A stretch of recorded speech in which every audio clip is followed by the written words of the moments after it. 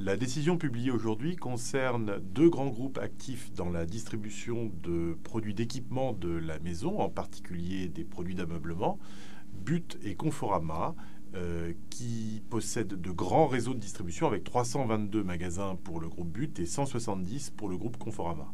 Suite à des difficultés financières du groupe Conforama, en 2020, But avait décidé le rachat de ce groupe. L'opération était soumise au contrôle des concentrations de la Commission européenne. Elle a été renvoyée pour examen à l'autorité de la concurrence française.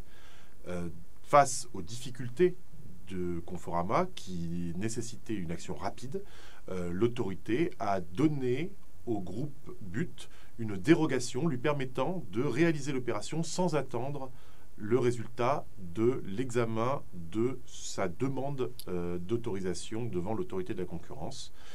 C'est maintenant aujourd'hui le résultat de l'examen lui-même qui est publié par la décision que l'autorité vient de prendre. Cette décision fait suite à un examen approfondi qui a duré plus d'1 an et demi et qui a permis de mettre en exergue 3 grands types de problèmes.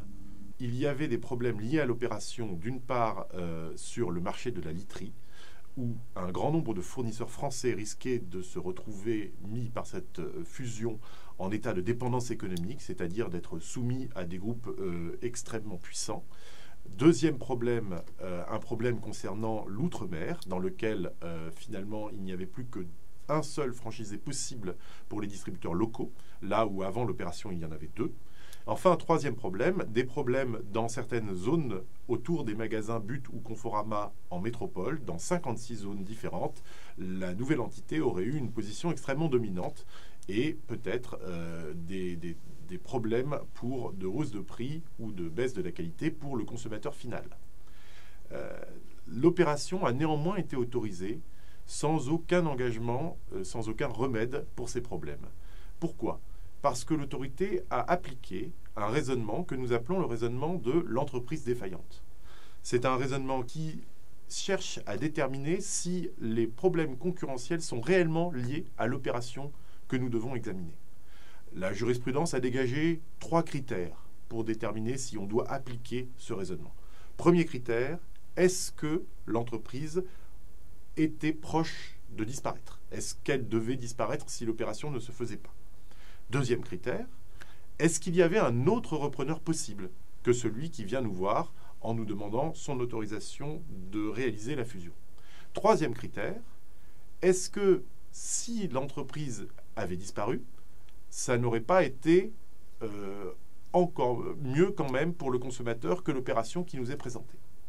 Nous avons successivement vérifié ces 3 critères. Oui, l'entreprise était sur le point de disparaître en 2020. Ce premier critère est rempli.